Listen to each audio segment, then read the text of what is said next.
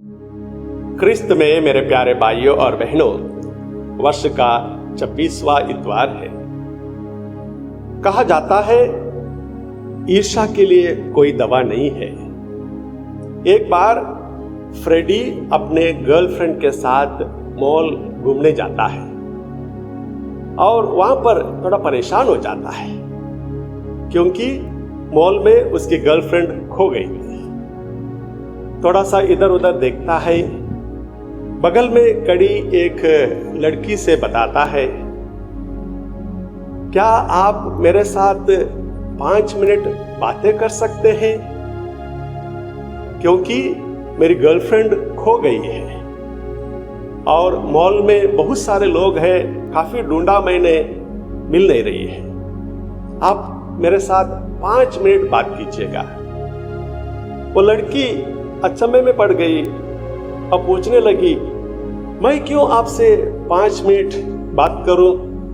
आपकी गर्लफ्रेंड खो गई है।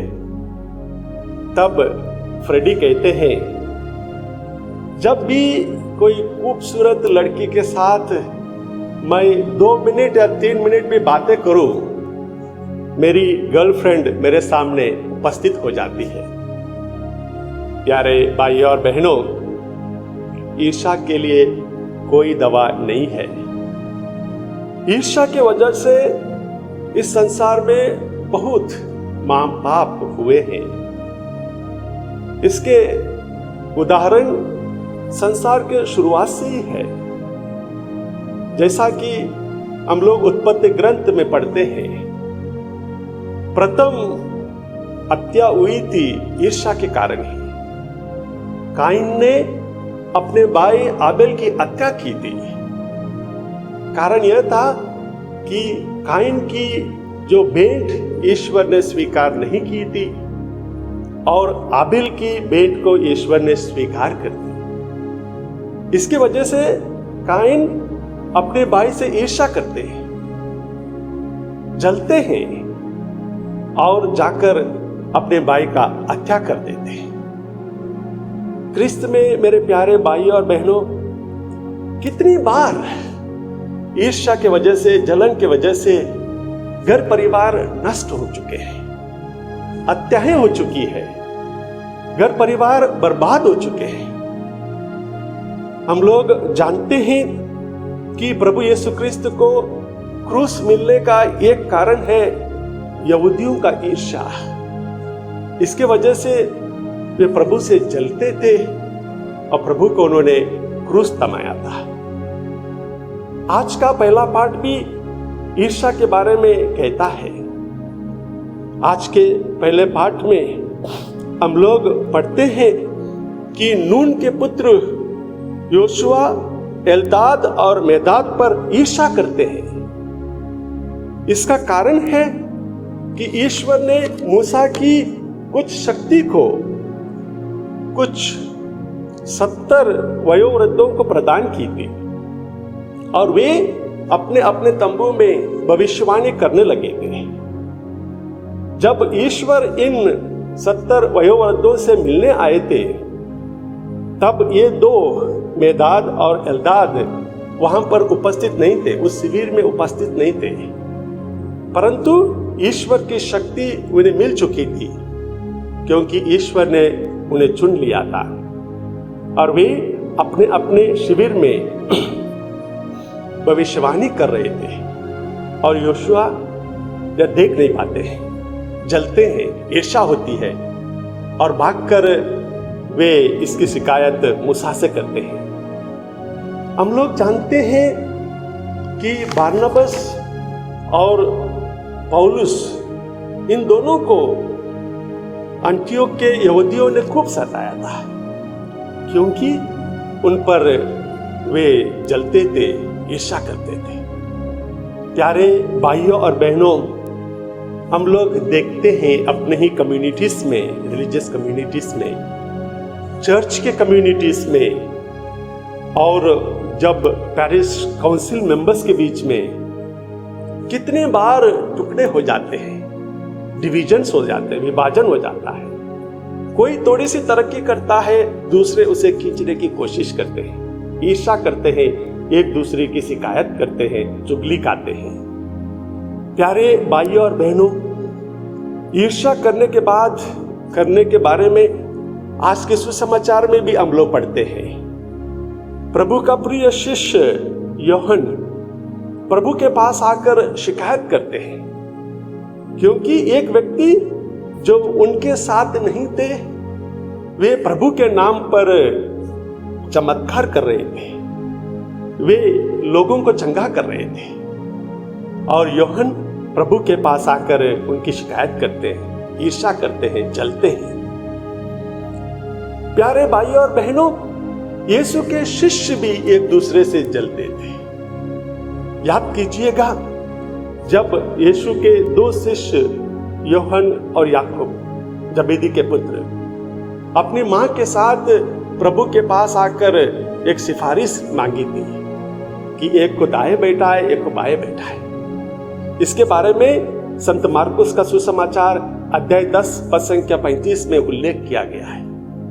और यह देखकर बाकी शिष्य उन पर जलते हैं, उन पर ईर्ष्या प्रकट करते हैं।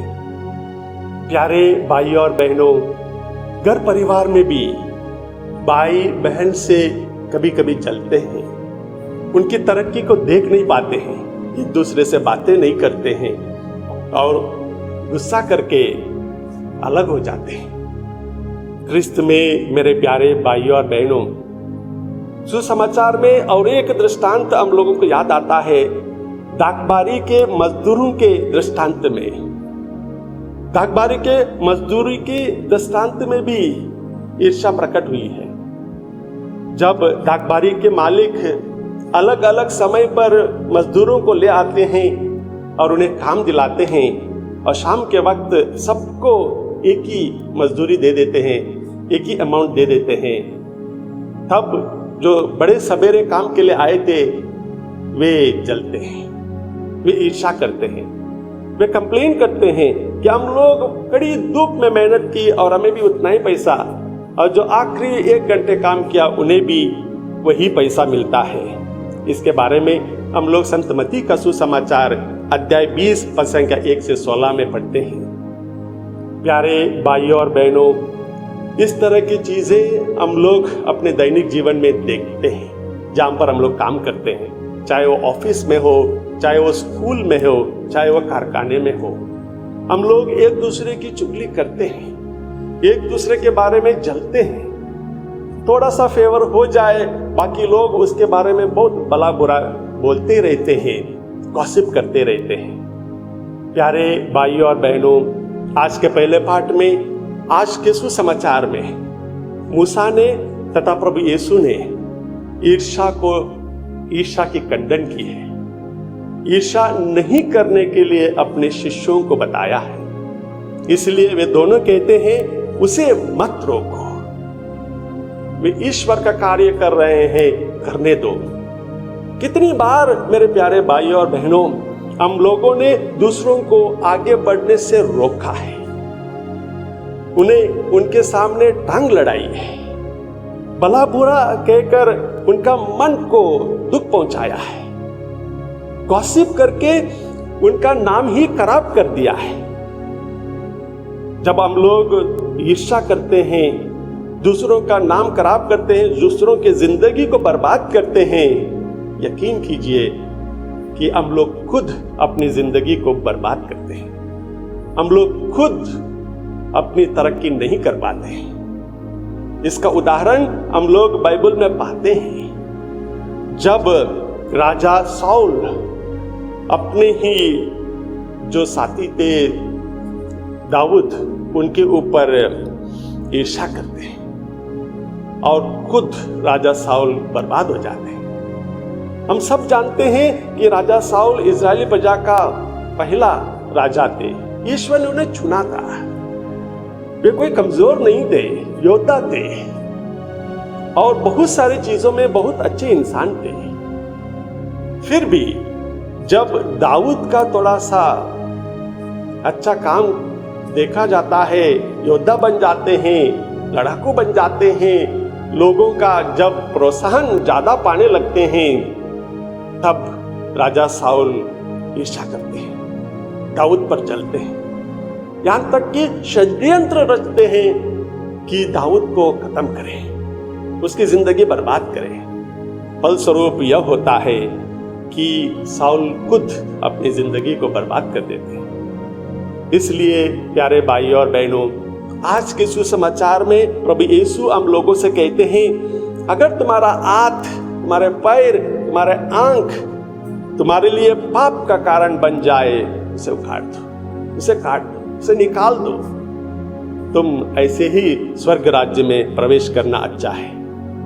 हम ईर्ष्या के वजह से कितनी बार कंपटीशन में उतार आते हैं, कितनी बार हम लोग दूसरों की संपत्ति को अड़पने की कोशिश करते हैं। इसके बारे में आज के दूसरे पाठ में संत याकूब हम लोगों को याद दिलाते हैं। प्यारे भाइयों और बहनों, हम ईर्ष्या वाले व्यक्ति ना बने, हम जलने वाले व्यक्ति ना बने, हम एक उत्साही व्यक्ति बने, हम दूसरों को मदद करते रहें, दूसरों के साथ हम अच्छा व्यवहार करें, एक दूसरे को प्यार करते रहें, ईश्वर को प्यार करते रहें, और ईश्वर हम लोगों को तथा हमारा परिवार को आशीर्वादों से भर देंगे।